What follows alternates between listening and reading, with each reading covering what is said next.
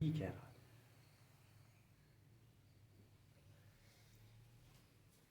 Hello बच्चों, आपका स्वागत है हमारी आज की कक्षा में। हमारी आज की कक्षा का विषय है भारत का संवैधानिक इतिहास। भारत के संवैधानिक इतिहास के पृष्ठभूमि पर आज चर्चा करेंगे। अगर आपसे पूछा जाए कि भारत में किस तरह की शासन व्यवस्था है, तो आपका जवाब होगा भारत में लोकतंत्रात्मक शासन व्यवस्था है। लेकिन अगर आपसे पूछा जाए कि हमारा लोकतंत्र किसके आधार पर चलता है, तो आपका जवाब होगा कि संविधान के आधार पर चलता है। तो उसी संविधान का विकास किस क्रम में हुआ, इसकी जानकारी आज आप हासिल करने जा रहे हैं। अगर हम भारत के लिखित संविधान के विकास का इतिहास का चर्चा करें, तो इसकी शुरुआत होती है 1773 ईस्वी के रेगुलेटिंग एक्ट की। लेकिन आज हमें जानना है कि आखिर वो कौन सी परिस्थितियां बनी जिसके बाद 1773 ईस्वी का रेगुलेटिंग एक्ट लाना पड़ा। तो 1764 ईस्वी के बक्सर युद्ध के बाद की परिस्थितियों का हमें अध्ययन करना है कि आखिर 1764 ईस्वी में बक्सर का जो युद्ध हुआ उसके बाद किस तरह की परिस्थितियां बनी। हम जानते हैं कि 22 अक्टूबर 1764 ईस्वी को 22 अक्टूबर 1764 ईस्वी को बक्सर का युद्ध हुआ और यह युद्ध भारत की तीन शक्तियों और कंपनी के सेनापति हेक्टर मुनरो के बीच लड़ा गया था। भारत के वो तीन प्रमुख शक्तियां शाह आलम द्वितीय जो मुगल सम्राट थे, शुजाउद्दौला जो अवध का नवाब था और मीर कासिम जो बंगाल का नवाब था, इनके और ईस्ट इंडिया कंपनी के सेनापति हेक्टर मुनरो के बीच लड़ा गया। अब आपको ये तीनों नाम याद रखना है क्योंकि ऑब्जेक्टिव पॉइंट ऑफ व्यू से ये तीनों पूछा जा सकता है कि शाह आलम द्वितीय का संबंध किस वंश से है, तो मुगल वंश से है, वो मुगल सम्राट थे। शुजाउद्दीन कहाँ के शासक थे, तो वो अवध के नवाब थे। और मीर कासिम का संबंध बंगाल से है। साथ ही आपसे ये प्रश्न किया जा सकता है कि 1764 ईस्वी के बक्सर युद्ध के समय ईस्ट इंडिया कंपनी के सेनापति कौन थे, तो उसका जवाब होगा हेक्टर मुनरो। तो आप ये समझ गए होंगे कि ये युद्ध किसके किसके बीच हुआ। तो भारत की तीन प्रमुख शक्तियों शाह आलम द्वितीय, अवध के नवाब शुजाउद्दौला और बंगाल के नवाब मीर कासिम की संयुक्त सेना और ईस्ट इंडिया कंपनी के सेनापति हेक्टर मुनरो के बीच लड़ा गया था। इस युद्ध में संयुक्त सेना बुरी तरीके से पराजित हुई और इसकी पराजय के साथ ही अंग्रेजों के भारत पर नियंत्रण का द्वार खुल गया। अब आपके मन में एक प्रश्न आ सकता है कि 1757 ईस्वी में सिराजुद्दौला भी प्लासी के युद्ध में हारा था, तो उस युद्ध में हार के साथ ही अंग्रेजों का भारत पर नियंत्रण का द्वार क्यों नहीं खुला। उसका प्रमुख कारण था कि सिराजुद्दौला वास्तविक रूप से अंग्रेजों के साथ प्रत्यक्ष लड़ाई का हिस्सा तो रहा, लेकिन वह प्रत्यक्ष लड़ाई लड़ी नहीं गई क्योंकि सिराजुद्दौला का सेनापति मीर जाफर एक बहुत बड़ी सेना के साथ आया तो युद्ध के मैदान में, लेकिन युद्ध लड़ा ही नहीं। इस प्रकार सिराजुद्दौला बिना किसी बड़े युद्ध के ही अंग्रेज से हार गया, जिसका जो है ये बात लगभग सभी भारतीय शासक जानते थे, जिसका भारतीय राजाओं या नवाबों पे कोई खास प्रभाव पड़ने वाला नहीं था। परंतु 1764 ईस्वी के बक्सर का जो युद्ध था, वह युद्ध भारत की तीन प्रमुख शक्तियों और ईस्ट इंडिया कंपनी के बीच लड़ा गया था और तीनों की संयुक्त सेना को एक साथ हराने का अर्थ था लोग की डायरेक्ट यह मैसेज भारतीय शासकों के पास जाएगा कि अंग्रेज की युद्ध कुशलता और नीति काफ़ी अच्छी है। तो इस प्रकार 1764 ईस्वी का युद्ध, इसने भारत में अंग्रेजों के नियंत्रण का मार्ग प्रशस्त कर दिया, नियंत्रण का द्वार खोल दिया। जब 1764 ईस्वी का बक्सर का युद्ध समाप्त हुआ तो यहाँ की गतिविधियों को संभालने के लिए ईस्ट इंडिया कंपनी द्वारा भारत में रॉबर्ट क्लाइव को बंगाल का गवर्नर बनाकर भेजा गया। जब रॉबर्ट क्लाइव भारत में बंगाल का गवर्नर बनकर आया तो उसने दो प्रमुख संधियां की। एक शाह आलम द्वितीय के साथ इलाहाबाद की प्रथम संधि जो 12 अगस्त 1765 ईस्वी को की गई थी। मैंने पहले ही बता दिया है कि शाह आलम द्वितीय मुगल सम्राट था और इलाहाबाद की प्रथम संधि 12 अगस्त 1765 ईस्वी को शाह आलम द्वितीय और अंग्रेजों के बीच हुई थी। अब इस संधि में प्रावधान किया गया कि अंग्रेजों को बंगाल, बिहार और उड़ीसा की दीवानी अधिकार दी जाएगी और मुगल बादशाह को 26 लाख सालाना वेतन देकर, माफ कीजिएगा, पेंशन देकर अंग्रेजों का पेंशनर बना दिया गया। तो इस प्रकार हम देखते हैं कि सीधे तौर पर उसे जो राजस्व वसूली करने का अधिकार मिल गया। लेकिन इससे भी जो महत्वपूर्ण चीज थी वो यह थी कि इलाहाबाद की प्रथम संधि जो शाह आलम द्वितीय और अंग्रेजों के बीच हुई, इसके साथ ही द्वैध शासन की शुरुआत हो गई और द्वैध शासन के साथ ही भारत में अंधकार युग का प्रारंभ हो गया। अब आपके दिमाग में प्रश्न आ रहा होगा कि ये द्वैध शासन क्या होता है। तो आइए द्वैध शासन को समझते हैं। द्वैध शासन एक ऐसी शासन व्यवस्था थी जिसमें दीवानी, सैन्य एवं विदेश मामलों पर तो अंग्रेजों का अधिकार होता था, परंतु शासन का संचालन वो शासक करते थे जिन्होंने द्वैध शासन के लिए सहमति दी है। अब हम एक एक पक्ष को समझते हैं, एक एक शब्द को समझते हैं कि आखिर दीवानी का अर्थ क्या है, सैन्य मामला किस प्रकार अंग्रेजों के नियंत्रण में था या विदेश मामले किस तरह से उसके नियंत्रण में थे। दीवानी का अर्थ होता है राजस्व वसूलने का अधिकार, कर वसूलने का अधिकार। तो इस इलाहाबाद की प्रथम संधि द्वारा मैंने आपको पहले ही बता दिया है कि कर वसूलने का अधिकार बंगाल, बिहार और उड़ीसा में कर वसूलने का अधिकार अंग्रेजों को मिल गया। उसके बाद सैन्य अधिकार, सैन्य अधिकार को निजामत अधिकार भी कहा जाता है। तो कभी अगर निजामत अधिकार बोल रहे तो कंफ्यूज नहीं होना है, सैन्य संबंधी अधिकार हुआ। अब निजामत अधिकार एक ऐसा अधिकार था जिसमें अंग्रेज अपनी सेना द्वैध संधि करने वाले राज्य में रख देते थे और उस सेना का खर्च वो राज्य उठाता था जिस राज्य में वो सेना रखी गई है। और ये सेना इस नाम पे रखी जाती थी, अगर कोई पड़ोसी राज्य या दुश्मन राज्य आक्रमण करता है उस स्थिति में उस राज्य की रक्षा की जाएगी। तीसरा, विदेश मामले। राजा पर इस तरह का नियंत्रण लगा दिया गया या नवाब पर इस तरह का नियंत्रण लगा दिया गया कि वो बिना गवर्नर की अनुमति के ना तो किसी अन्य राज्य के साथ संधि कर सकते थे और ना ही किसी अन्य राज्य पे आक्रमण कर सकते थे। और सैन्य निगरानी के लिए एक बड़े स्तर का अधिकारी रेजिडेंट की नियुक्ति कर दी गई, परंतु वास्तव में वो रेजिडेंट सैन्य अधिकारी या शासन व्यवस्था के संचालन की देखरेख के लिए नहीं, बल्कि वो संबंधित राजा या नवाब पे नजर रखने के लिए रखी गई थी कि वह किसी प्रकार का विश्वासघात तो अंग्रेजों के साथ नहीं कर रहा है। तो इस प्रकार से अगर हम देखें तो भारतीय राजाओं की पूरी संप्रभुता छीन ली गई, उनका खुद से निर्णय लेने का अधिकार समाप्त कर दिया गया और जिस किसी भी राज्य ने द्वैध शासन को अपनाया उस राज्य का वही हश्र हुआ। अब हम इलाहाबाद के द्वितीय संधि की बात करते हैं जो 16 अगस्त 1765 ईस्वी को हुई थी। इसका डेट याद रखना बहुत आसान है। दोनों ही संधि, इलाहाबाद की प्रथम कहें या द्वितीय कहें, दोनों ही संधि 1765 ईस्वी में ही हुई थी।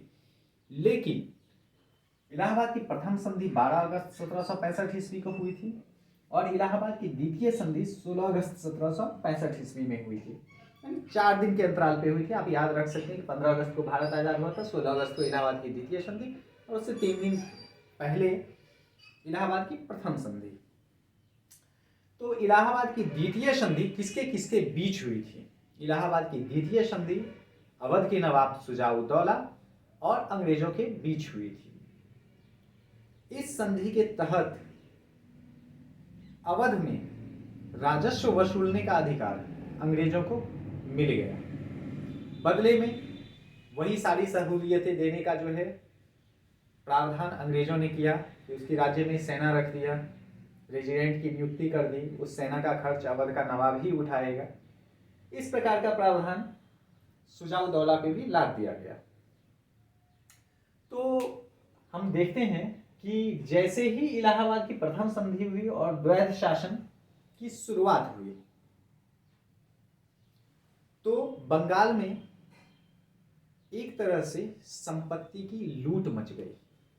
अब एक चीज जान लें कि द्वैध संधि लागू की गई थी रॉबर्ट क्लाइव द्वारा, और हम जानते हैं कि रॉबर्ट क्लाइव भारत 2 बार आया था, एक बार 1757 से 60 और दूसरी बार 1765 से 67। 1757 से 60 वही समय है जब प्लासी का युद्ध हुआ था, और 1765 से 67 ये बक्सर युद्ध के बाद की जो है परिस्थिति से संबंधित है, जो वर्तमान में आपको पढ़ाया जा रहा है। द्वैध शासन की शुरुआत तो रॉबर्ट क्लाइव ने की थी, लेकिन उसके वास्तविक जनक लियोनेल कार्टिस को माना जाता है। उन्होंने अपनी पुस्तक डायार्की में इस शब्द का उल्लेख किया था, द्वैध शासन का, इसका जिक्र किया है कि द्वैध शासन क्या है। तो जैसे ही द्वैध शासन लागू हुआ, बंगाल अंग्रेजों के नियंत्रण में आ गया, और बंगाल तत्कालीन भारत का सबसे संपन्न राज्य था, और उस संपन्न राज्य को लूटने की एक ऐसी प्रथा चली जो इतिहास में शायद ही कहीं देखने को मिलती है। जिसे जहां मौका लगा, कर्मचारी अधिकारी जिसे जहां मौका लगा, उसने बंगाल को कल्प वृक्ष समझ के, कभी ना खाली होने वाला खजाना समझ के लूटना शुरू कर दिया। लूटना सिर्फ कंपनी ने नहीं शुरू किया, बल्कि अंग्रेज सरकार भी यहाँ के लाभ को देखकर उसमें लाभान्वित, अपना लाभांश ढूंढने लगी थी, और वहां से लाभ लेने का प्रयास करने लगी थी। ईस्ट इंडिया कंपनी के जो भी अधिकारी और कर्मचारी थे, वो भारत में भ्रष्टाचार में लिप्त थे। जमींदारों पे जबरन कर लगा दिया जाता था, और सिर्फ जबरन कर नहीं लगाया जाता, बल्कि उसकी वसूली भी की जाती थी। अब भारत में इतने बड़े पैमाने पर लाभांश को देखकर अंग्रेजी सरकार की नीयत भी डोल गई, और उसने ईस्ट इंडिया कंपनी को डायरेक्ट आदेश दिया कि मुझे 4 लाख पाउंड प्रति वर्ष तुमसे चाहिए। कंपनी ने इसे देना शुरू भी किया, लेकिन कंपनियों का भ्रष्टाचार और 1770 में बंगाल में आए अकाल में इंग्लैंड के इस मंसूबे पर पानी फेर दिया, यानी ब्रिटिश सरकार के इस मंसूबे पर पानी फेर दिया। 1770 में बंगाल में एक भयानक अकाल आया था, जिसका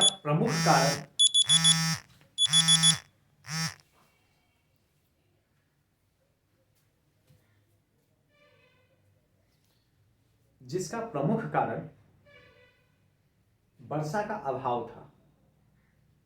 परंतु ऐसा माना जाता है कि लगभग 1/3 जनसंख्या समाप्त हो चुकी थी, और इसका प्रमुख कारण प्रशासनिक ढांचा का सही ना होना, प्रशासनिक शिथिलता, साथ ही साथ अंग्रेजों का जरूरत से ज़्यादा दोहन करने की नीति थी। उस अकाल के समय में भी नहीं छोड़ा गया, और जमकर दोहन किया गया। अब देखिए, उपरोक्त परिस्थितियों को देखने के बाद दो तीन चीज समझ में आती है। नंबर 1, कि भारत से काफ़ी अधिक पैसा वो विदेश ले जा रहे थे, यानी काफ़ी लाभ हो रहा था। नंबर 2 कि कंपनी के कर्मचारी भ्रष्टाचार में काफ़ी अधिक लिप्त थे। अब एक तरफ काफ़ी अधिक लाभ हो रहा है और दूसरी तरफ भ्रष्टाचार में काफ़ी अधिक लिप्त है, तो इसने एक तीसरी परिस्थिति पैदा की कि कंपनी घाटे में जाने लगी। इसके कुछ अन्य कारण भी थे जिसपे उतना बृहद चर्चा करने की आवश्यकता नहीं है। तो जिससे कंपनी घाटे में जाने लगी, तो जब कंपनी घाटे में जाने लगी तो उसने खुद को बचाने के लिए, कंपनी को घाटे से उबारने के लिए ब्रिटिश सरकार से लोन की मांग की। 10 लाख पाउंड लोन की मांग की गई। इस लोन की मांग पे ब्रिटिश सरकार बिल्कुल आश्चर्यचकित थी कि इतना संपन्न राज्य जिसे लूटा जा रहा है, एक कंपनी लूट रही है और वही कंपनी खुद को घाटे में बता रही है और ऋण की मांग कर रही है। तो ये ब्रिटिश सरकार के लिए थोड़ी मुश्किल परिस्थिति पैदा हो गई। ब्रिटिश सरकार भी भारत जैसे सोने के कटोरे को खोना नहीं चाहती थी, इसीलिए उसने कुछ समितियां गठित करने का निर्णय लिया। तो इस प्रकार कई कारण थे। उस कारण पे हम एक एक करके चर्चा कर रहे हैं कि क्या कारण, क्या परिस्थितियां बनी जिसके कारण रेगुलेटिंग एक्ट को लाना पड़ा। सर्वप्रथम वित्तीय कारण, जिसके बारे में मैंने आपको बताया है। वित्तीय कारण यह था कि भारत से ईस्ट इंडिया कंपनी बहुत अधिक लाभ कमा रही थी और वो लेके इंग्लैंड जा रही थी। अब इंग्लैंड के व्यापारी यह देख के भारत से व्यापार करने के इच्छुक होने लगे थे। चूंकि भारत में या पूर्व के साथ व्यापार करने का एकाधिकार ईस्ट इंडिया कंपनी के पास था, जो सिर्फ कुछ व्यापारियों का समूह था। अन्य व्यापारी जो इस लाभ को देख रहे थे, उन्हें भी भारत के साथ व्यापार करने की इच्छा पनप रही थी। तो उन्होंने बड़े मंच पर ईस्ट इंडिया कंपनी द्वारा भारत में किए जाने वाले अत्याचार को उजागर करना शुरू किया, उठाना शुरू किया। वो बड़े मंच पे ईस्ट इंडिया कंपनी के अधिकारियों कर्मचारियों के लिए अपशब्द का प्रयोग करते थे। वो उनके साम्राज्यवादी नीतियों की निंदा करते थे। बंगाल में 1/3 आबादी जो अकाल में मर गई, उसको बड़े पैमाने पे उठाया गया। हर जगह अखबार के माध्यम से, सार्वजनिक मंच के माध्यम से इसका काफ़ी अधिक विरोध किया गया। और इसका जो है सिर्फ एक उद्देश्य कि भारत के लोगों के साथ सहानुभूति दिखाना नहीं था। इसका वास्तविक उद्देश्य था कि उन्हें भी भारत में व्यापार करने का मौका मिले, क्योंकि जब इस तरह के मुद्दे उठाए जाते थे तो सरकार पे दबाव पड़ता था और इस तरह के मुद्दे उठाकर वो सरकार पे दबाव बनाना चाहते थे और फिर भारत में व्यापार करने की अनुमति मांगना चाहते थे, लेना चाहते थे। तो ये वित्तीय कारण थे। दूसरा राजनीतिक कारण, यहां से जो भी धन, अर्थात भारत से जो भी धन इंग्लैंड जाता था, उस धन का उपयोग ईस्ट इंडिया कंपनी भारत में अपने अनुकूल नीति निर्माण के लिए इंग्लैंड की संसद में करती थी। अर्थात आप ऐसे समझिए कि अगर उसे कोई कानून बनवाना है तो वह इंग्लैंड के सांसदों को घूस देकर अपने पक्ष में करती थी और अपने अनुरूप कानून बनवाती थी। जिस चीज का इंग्लैंड में काफी अधिक विरोध होने लगा। तत्कालीन समय के बुद्धिजीवियों को लगा कि इस प्रकार तो इंग्लैंड के राष्ट्रवाद का नाश हो जाएगा और इंग्लैंड की सत्ता इंग्लैंड की जनता के हाथ से निकल के वहां के व्यापारी के हाथ में चली जाएगी। तो इसके विरोध में काफी अधिक लिखा और बोला जाने लगा और कई राजनीतिज्ञ भी थे जो इसके विरोध में थे, जो इस बात को समझ रहे थे। तीसरा कारण भ्रष्टाचार। भारत में रहने वाले जो कंपनी के कर्मचारी और अधिकारी थे वो पूरी तरह भ्रष्टाचार में लिप्त थे। वो जब यहाँ से जाते तो काफ़ी अधिक धन संपदा अपने साथ लेकर इंग्लैंड जाते, जो वहाँ की जनता और सरकार की नज़र में थी। तो वहाँ की सरकार इस चीज़ को, माफ़ कीजिएगा, वहाँ की सरकार इस चीज़ की जांच में लग गई कि आखिर ये कैसे संभव हो पाता है। चौथा, साम्राज्यवादी महत्वाकांक्षा। अब सिर्फ और सिर्फ इंग्लैंड के ईस्ट इंडिया कंपनी की ही नहीं बल्कि वहाँ की सरकार भी चाहती थी कि भारत में ब्रिटेन का प्रभुत्व बना रहे, और यह तभी संभव था जब यहाँ के शासन को भ्रष्टाचार मुक्त किया जाए, यहाँ पे शासन को नियमित किया जाए, यहाँ के शासन को व्यवस्थित किया जाए। तो उसके लिए एक नए कानून की आवश्यकता थी। अगला, कंपनी की प्रशासनिक संरचना। कंपनी जो था वह निवेशकों का समूह था। बहुत सारे निवेशक मिलकर उन्होंने कंपनी का निर्माण किया था। कंपनी की संरचना में मूल रूप से उसके दो तरह के सदस्य होते थे, अन्य सदस्य भी थे, परंतु संरचना मुख्यतः दो प्रकार के सदस्यों से हुई थी। एक तो वैसे सदस्य जो कम से कम 500 पाउंड 6 महीना तक अपना निवेश कंपनी में किए हैं, तो उन्हें कोर्ट ऑफ प्रोप्राइटर्स कहा जाता था, और इन्हें कंपनी का डायरेक्टर्स चुनने का हक दिया गया था। ये मतदान कर सकते थे कंपनी के डायरेक्टर्स चुनने में। और दूसरे बोर्ड ऑफ डायरेक्टर जो कंपनी के अधिकारी थे, कुल 24 बोर्ड ऑफ डायरेक्टर्स होते थे, जिन्हें कोर्ट ऑफ प्रोप्राइटर्स यानी वैसे निवेशकों द्वारा चुना जाता था जो 500 पाउंड कम से कम 6 महीने के लिए कंपनी में निवेश किए हैं। तो उपरोक्त जितने भी कारण थे, उन कारणों को देखते हुए अंग्रेजी सरकार ने दो समितियां नियुक्त की, एक गुप्त समिति और दूसरी प्रवर समिति। गुप्त समिति इस चीज की जांच कर रही थी कि भारत में कंपनी के शासन को नियमित और सुव्यवस्थित कैसे किया जाए, भ्रष्टाचार को समाप्त कैसे किया जाए, कंपनी के सामने जो जो चुनौतियां थी और उसमें जो खराबियां थी उसे निकाल के कैसे फेंका जाए ताकि वह अंग्रेजी सरकार के हित में हो। और दूसरी समिति थी प्रवर समिति। प्रवर समिति इस विषय को लेकर के बनाई गई थी कि ईस्ट इंडिया कंपनी को कर्ज दिया जाए या ना दिया जाए, और दिया जाए तो कितना दिया जाए।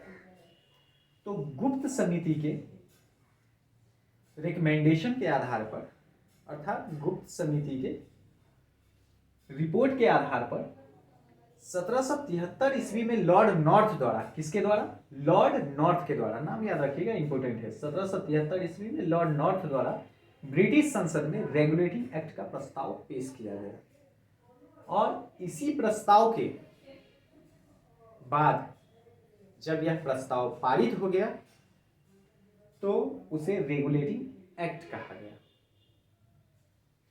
और प्रवर समिति के अनुशंसा के आधार पर कंपनी को 14 लाख पाउंड का कर्ज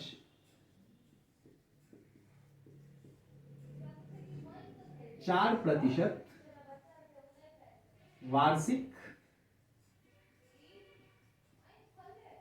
ब्याज की दर पर दिया गया।